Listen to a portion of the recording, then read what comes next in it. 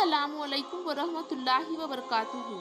बकरा ईद या ईद उल अज़हा हज़रत इब्राहीम अलैहिस्सलाम की अजीम कुर्बानी की याद में मनाई जाती है, जो अल्लाह ताला की तरफ से एक बहुत बड़ी आजमाइश थी और जिसमें वो पूरी तरह कामयाब हुए। ये वाक़या कुछ ऐसे बयान किया है। हज़रत इब्राहीम अलैहिस्सलाम का ख्वाब। हज़रत इब्राहीम अलैहिस्सलाम को अल्लाह ताला ने बुढ़ापे में एक नेक और फर्माबरदार बेटा हज़रत इस्माइल अलैहिस्सलाम अता फरमाए थे। जब हज़रत इस्माइल अलैहिस्सलाम कमसनी से निकलकर जवानी की दहलीज पर कदम रख रहे थे, तो बाप के साथ चलने फिरने, कामकाज में हाथ बटाने के काबिल हो चुके थे। तो हज़रत इब्राहीम अलैहिस्सलाम ने एक के बाद एक दीगर 3 ख्वाब देखे। पहले दिन, जो ज़िलहज की 8वीं तारीख थी, जैसे यौम तरबिया यानी गौर व फिक्र का दिन कहते हैं, उन्होंने ख्वाब में देखा कि अल्लाह ताला ने अपने बेटे को ज़ुबा करने का हुक्म दिया है। वो सुबह उठे तो सोच में पड़ गए, ये ख्वाब अल्लाह की तरफ से है या शैतान की तरफ से।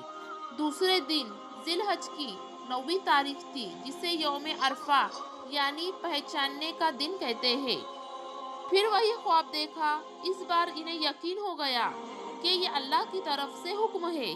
तीसरे दिन, ज़िलहज की 10वीं तारीख थी, जिसे यौम नहर यानी कुर्बानी का दिन कहते हैं। जब वही ख्वाब तीसरी बार देखा, तो उन्होंने मुकम्मल इत्मीनान हो गया कि ये अल्लाह का कतई हुक्म है।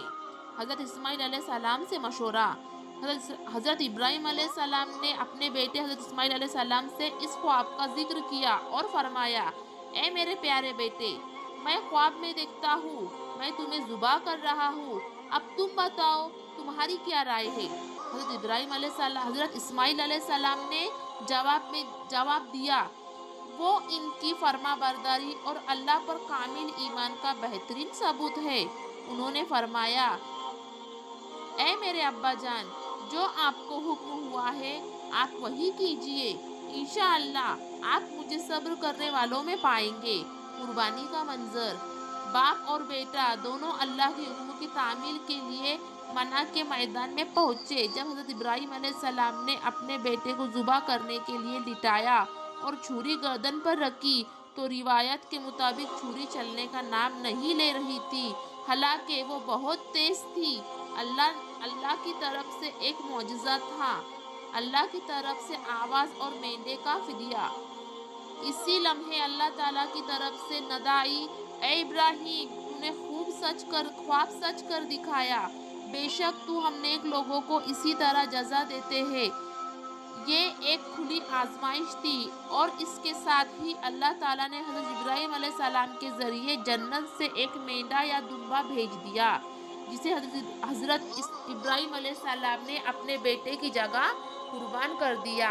ये वाक़या हमें अल्लाह की रज़ा के लिए हर चीज़ कुर्बान करने का दुर्स देता है। ये सब्र, अतात और अल्लाह पर मुकम्मल तवक्कुल की है एक बेमिसाल मिसाल है।